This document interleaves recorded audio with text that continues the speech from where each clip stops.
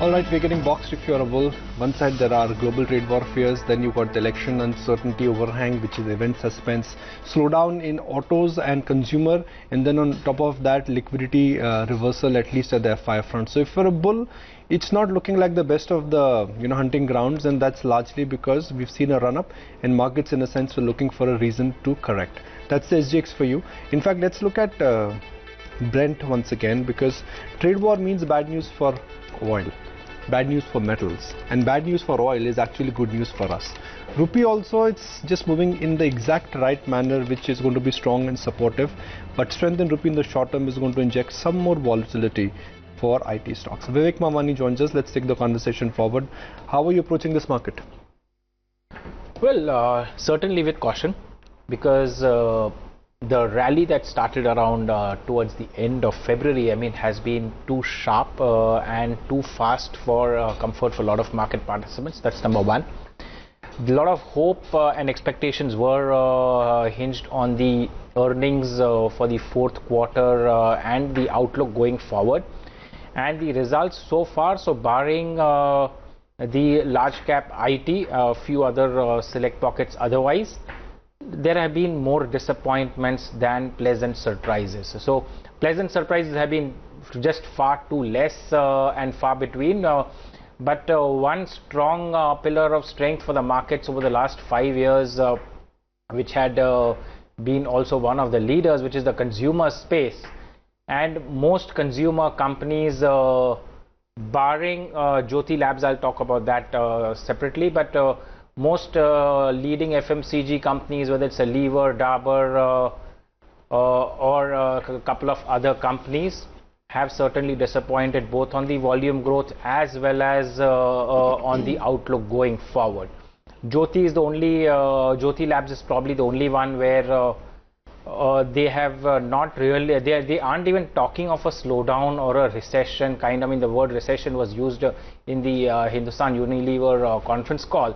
But yesterday I was on the interaction or the investor meet at Jyoti Labs, and they are still guiding at about 14 to 15% growth in the current year, with perhaps no price increases. So they are talking of a double-digit, or they are expecting double-digit volume growth in their businesses, with probably equivalent earnings growth margins being maintained. So barring Jyoti, most of the FMCG, also the consumer names have disappointed. To answer Nikunj's question, you're not buying afresh right now. You're I think one needs to be cautious. Yeah.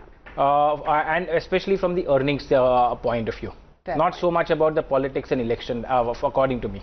Vivek, do you also see quite a drastic chop? Given what we're seeing in the global picture right now, and just to take the discussion forward a little bit, but how severe do you see things being hit, even in the short term? We're also domestic factors, if we count those as well, then we're heading in for quite a critical period now in the next couple of weeks. Well, I would tend to agree with our friend here from the point of view that we may not see drastic falls. So so in the sense, it's not that the market can't correct another 5% on the indices, and it's not that the stocks cannot correct another 10-20%. But I don't think it's going to happening tomorrow or next week. Probably it'll take a few weeks for that to happen. It's going to be more gradual. Although I don't lay much emphasis on the election outcome. Finally, it's earnings which will determine. Maybe 3 months or 6 months later, elections would have been forgotten, and we would have probably been again looking at earnings only. But any kind of disappointment from the election outcomes could then we could have a drastic fall towards the 3rd or the 4th week of May. But I see only that as a remote possibility. Markets will then find its own course based on the fund flows and earnings subsequently. Titan is going to be key amongst those. It reports its fourth quarter numbers today. And high teens, that's the expectation from the jewelry business in terms of margins.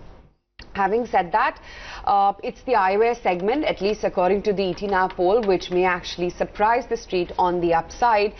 But yes, it is the jewelry business wherein the growth could be below the management guidance. Vivek, do you think if that were to be the case, it would hugely disappoint the street? Well, disappointment, yes, because the management has had guided, 4 quarters ago at a growth of about 25%, somewhere post the second quarter they revised it to about 22%, if I remember correctly, and the third quarter they maintained that 22%. Now if that were also not to come about in terms of delivery, then it would be a disappointment. But from a longer term perspective, stretch the time horizon beyond the fourth quarter, beyond the year gone by, my sense is the jewelry business can continue its growth rate at about 15-16% is what a long-term growth rate, and I'm referring to 3 to 5 years, is something which for Titan is doable. So I wouldn't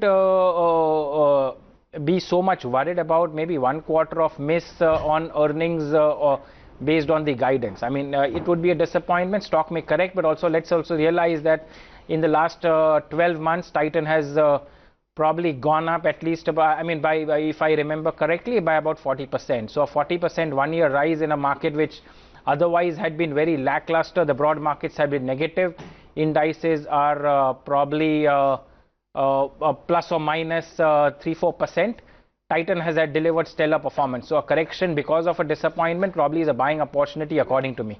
I guess that is what the latest Kotak report also seems to be flagging off, and this is pertaining to Reliance Capital and as well as Reliance Infrastructure, wherein more than 95% of both these stocks has been pledged as of March 2019. So the Kotak report is saying that, you know, issues over promoter pledge after NBFC crisis still persist. Percentage value has come down in the month of March as opposed to the December quarter. They're talking about the outstandings right now, and they are saying that 116 out of 500 company promoters have pledged shares. They're saying ADAG companies are amongst the highest increase in pledged shares, and bankrupt Reliance Communications saw a decline in the promoter pledge. Vivek, completely ward off from any of this news buzz right now, given the market environment? Well, one tends to agree that all of these storytelling stocks, probably one just needs to wait if the deal happens. I mean, it's good for the promoters, good for the investors in those companies, but to buy on hope in any of these companies, because I'm not doubting the intentions, probably for a minute I'm not doubting the intentions of the promoters of Z or ADAG. I mean, all of them have gone on record multiple times in the last few months that they have put their businesses on the block. In case of Z, I mean, including their flagship company or Z Entertainment, or even ADAG has repeatedly mentioned about stake sales in their general insurance business, in the mutual fund business, which is a listed RNAM, Reliance Nippon Asset Management. The point is, even if the backdoor negotiations are happening, when is the deal happening? I mean, the market certainly is getting impatient. Either it's getting impatient or the market doesn't believe that. Market says, okay, let the deal happen, then we'll evaluate the situation in a Z or a Reliance Capital or whatever those companies are. In case of DHFL, I mean, well, one of the stocks which probably you missed out is Yes Bank, which has also been doing rounds the last couple of weeks since their disastrous fourth quarter results. So, firstly, the buyers for these companies in terms of change of management, change of promoters, there aren't too many for each of them. So it's not that the buyers are desperate to buy them. The buyers are bidding their time. They have time on their hand. It is the promoter, the selling promoters who need to be desperate. A lot of them are already desperate, and the stock prices seems to be suggesting that. Suggestion is just stay away for the moment from the and let the dust settle. In the meantime, Vivek, just give us a sense with the kind of adverse move that we're seeing in the broader end of the market. Any top picks within the mid-cap basket, if you could just quickly run us through? Well, as far as the picks are concerned, I mean, they don't really change. So I continue to be positive on the two-wheeler space. For example, Bajaj Auto and Hero. Selectively on private banks, and that's where Kotak Bank and HDFC Bank figure to a certain extent. Maybe a Bandhan or that I may look at.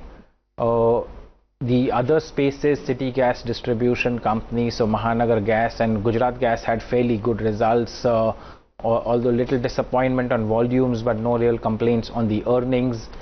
So that's the third space. extension of auto in terms of auto ancillaries. Some of the companies like Swaraj Engines or JK Tires, I mean, I continue to remain positive on that. So no real change in the picks or the portfolio.